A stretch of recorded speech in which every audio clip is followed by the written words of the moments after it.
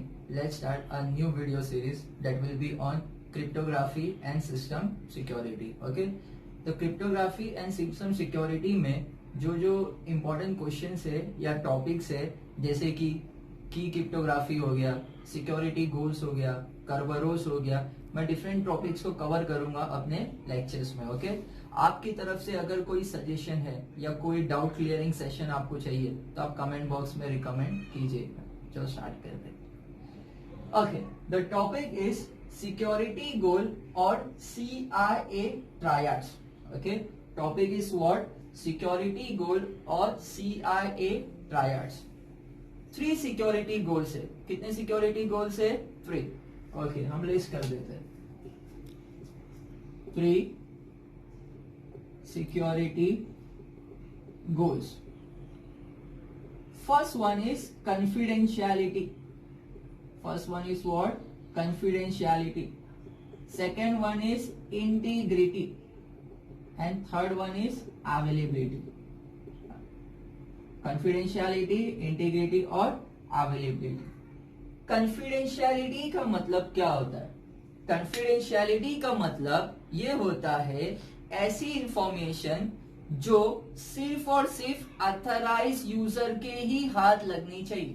कोई भी इंफॉर्मेशन हो सकती है, उस पे उसका जो ऑथराइज यूजर है उसी को ही एक्सेस मिलना चाहिए. That is called confidentiality. Okay, confidentiality को समझने के लिए हमको डिटेल में समझना पड़ेगा कॉन्फिडेंशियल डेटा क्या होता है और प्राइवेट डेटा क्या होता है. ओके, चलो समझते हैं. Confidential data, for example patient की इंफॉर्मेशन. गाइस, जो पेशेंट की इंफॉर्मेशन होती है वो सिर्फ हॉस्पिटल के स्टाफ को एक्सेसिबल होनी चाहिए.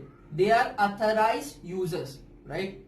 लेकिन ये इंफॉर्मेशन पब्लिकली डिस्क्लोज होना चाहिए क्या? अनऑथराइज यूजर को एक्सेस होना चाहिए? नहीं, वरना हॉस्पिटल का बहुत नुकसान होगा. ठीक है, ऐसी इंफॉर्मेशन को बोलते हैं कॉन्फिडेंशियल डेटा. फॉर एग्जाम्पल, आप पेशेंट इन्फो तो हो गई, अगर अकाउंट नंबर को आप बोल सकते हो confidential data. Okay, account number हम सभी को नहीं देंगे, लेकिन उसको तो देंगे जो ऑथराइज है, जो हमारे को ट्रांजैक्शन कर रहा है, पैसा भेज रहा है. That is confidential data. तो कॉन्फिडेंशियलिटी का मतलब है इंफॉर्मेशन एक्सेसिबल होनी चाहिए. किसको? ऑथराइज यूजर को. Okay, next one is what? Private data.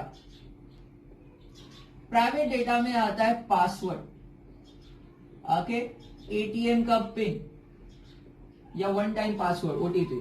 ये ऐसा डेटा है जो पर्सन के अलावा किसी और को एक्सेसिबल नहीं होना चाहिए. समझ में आ रहा है? ओके, चलो एक एक पॉइंट समझाता हूं. Confidentiality avoids unauthorised disclosure of information. यानी जो पेशेंट की इंफॉर्मेशन है वो सिर्फ हॉस्पिटल वालों के पास ही एक्सेसिबल होगी, किसी और बाहर वाले को एक्सेसिबल या डिस्क्लोज नहीं होगी. ठीक है, next point. It involves the protection of data, providing access for those who are allowed to see while disallowing other from learning anything about its content. मतलब इंफॉर्मेशन जो अथराइज है उसको एक्सेसिबल होगी, जो अनअथराइज है उसको एक्सेसिबल नहीं होगी. समझ में आ रहा है? That is confidentiality. Next thing, अब कॉन्फिडेंशियलिटी का अगर मैं चाहता हूं तो क्या क्या चीजें करनी चाहिए कॉन्फिडेंशियलिटी इंपोज करने के लिए. First one, encryption. एनक्रिप्शन का मतलब है ऐसा डेटा जिसको सिक्योरिटी की जरूरत है उसको प्लेन टेक्स्ट के फॉर्म में नहीं, साइफर टेक्स्ट के फॉर्म में सेंड करेंगे. किसके फॉर्म में? साइफर. एग्जांपल के तौर पे टेकमैक्स है, बुक का नाम क्या है? टेकमैक्स, राइट? मैंने की बना दिया 3 अल्फाबेट आगे जाएंगे. टी के आगे 3 गए तो कितना हुआ? UVW. ई के आगे FG और H.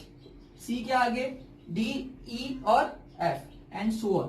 तो ये हो गया प्लेन टेक्स्ट जो ह्यूमन रीडेबल है, आती नहीं. ये हो गया साइफर टेक्स्ट. तो प्लेन टेक्स्ट से किस में कन्वर्ट करते हैं? साइफर में. ठीक है, that is encryption. Next one, access control.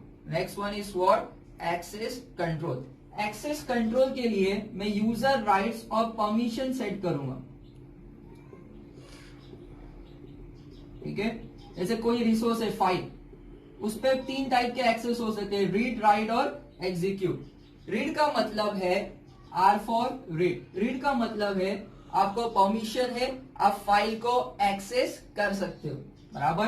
Right का मतलब आप फाइल को खाली चेक कर सकते हो। राइट मतलब आप मॉडिफिकेशन, चेंजेस कर सकते हो। एग्जीक्यूट मतलब आप एग्जीक्यूट कर सकते हो, सिंपल सी बात है, ठीक है। यूजर राइट्स का मतलब क्या है? Access control. जो एडमिन होता है, जैसे व्हाट्सएप का ग्रुप है, व्हाट्सएप का जो एडमिन है वही नए यूजर्स को ऐड कर सकता है कि नहीं? नॉर्मल यूजर ऐड नहीं कर सकता, that is called access control. Next thing, authentication. Authentication में 3 बातें समझनी पड़ेगी, what we have, what we know, okay, और नेचुरल फैक्टर्स। जैसे, ठीक है, व्हाट वी हैव का मतलब क्या है? उससे पहले मैं ऑथेंटिकेशन समझाता हूं। ऑथेंटिकेशन का मतलब है अपनी आइडेंटिटी प्रूफ करना। क्या प्रूफ करना? अपनी आइडेंटिटी, जो आप क्लेम करो। जैसे गवर्नमेंट ऑफिसेस में हम जाते हैं तो हम अपनी आइडेंटिटी प्रूफ करने के लिए अपने डॉक्यूमेंट्स दिखाते, आधार कार्ड, पैन कार्ड, हाँ कि नहीं। ऑथेंटिकेशन के लिए बहुत सारे मैकेनिज्म यूज होते हैं, लेकिन सबसे पहला famous login scheme, user name और पासवर्ड, हाँ कि नहीं। अभी मैंने बोला व्हाट वी हैव में आता है smart card. Smart card use होता है ऑथेंटिकेशन के लिए, smart card. What we know, password, password याद रहेगा कि नहीं।